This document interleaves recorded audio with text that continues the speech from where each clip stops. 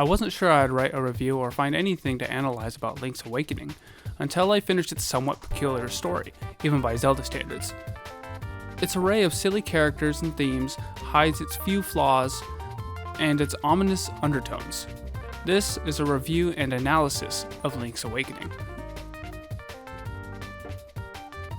Link's Awakening opens with an amazingly animated cinematic, introducing us to a lovingly crafted world of Koholint Island.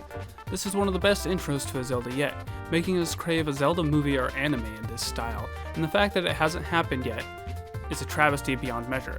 Get it together, Nintendo. I think we are used to different art styles by now, sometimes approaching them cautiously like the Wind Waker's toony vibes, or accepting them with open arms like the epic realism of Twilight Princess. And in this case, it being a remake of a Game Boy game and one of the silliest Zelda titles, it's perfect. The fun toy-like aesthetic matches the dreamlike state of the world, and convincingly mixes well with the other Nintendo characters, the Goombas, Piranha Plants, Boos, Shy Guys, and even Kirby's. It also adds an immense amount of newly lovable charm to the denizens of the island, from the clumsy Tarin to the sweet, caring Marin. Marin? I struggle with Tarin, Marin, and Marin. Oh well. That all being said, the control scheme is far superior to its predecessor, but still feels a little clunky at times. I don't know if it was intentional for the sake of the spirit of the original, or just a side effect of keeping it close to the original. And what is a Zelda game without its dungeons? I'm looking at you, Breath of the Wild. The dungeons stand out as a highlight and also a nuisance. While all the bosses are fun, interesting, and unique amongst classic Zelda enemies, a couple dungeons were really on the frustrating side. Dungeon after boss, I was having a blast, but then I reached the dreaded Eagle's Tower. My least favorite being forced to backtrack floor after floor, room after room, possibly more than any other dungeon in the game. Backtracking because you screwed up is frustrating. Backtracking out of necessity is infuriating.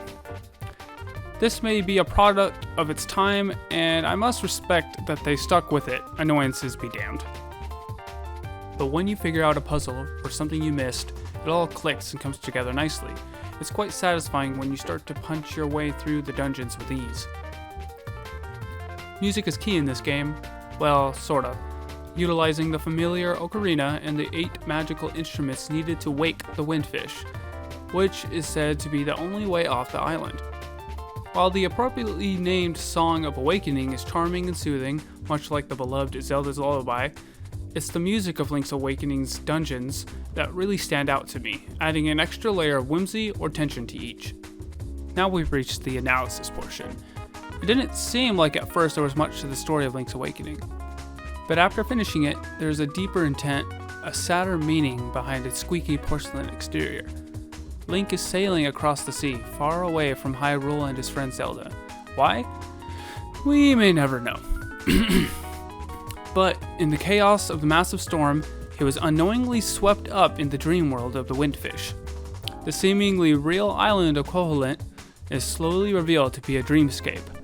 Our first hint of this would be the strange shift in styles between the animated intro and the toy-like design. Keep that in mind.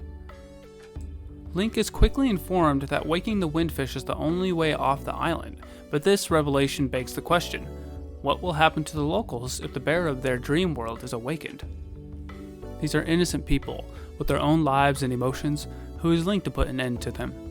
Yet, Link is pushed on by the guardian of Koholint, the wise old owl. And as Link persists, he is faced by the monsters defending the instruments that will wake the Windfish. But as Link traverses the island, he learns one revelation after another.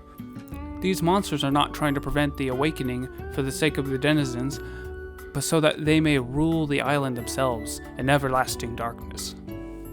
Link is then faced with the true reality of the dire situation at hand. Wake the Windfish, set himself free, and end the nightmare, possibly ending the lives of the islanders, or let the Windfish sleep so that they will continue on, but face the torment of the nightmare's dastardly control. Although just a dream within a fish within a game, philosophically, it is quite puzzling. If faced with that decision, so to speak, how would one justify it? Is your life more important just because you're from the waking world? Do the islanders not live as you do, dream as you do, hope as you do?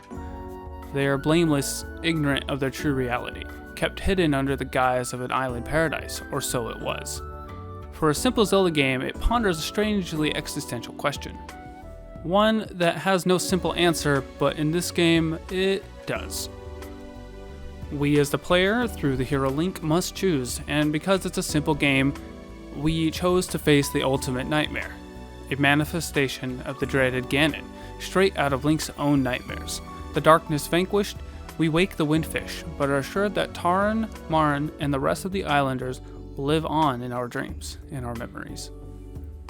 Link awakens back into the amazingly animated world, a sign that we are truly free of the nightmare, but left feeling unsure of our decision.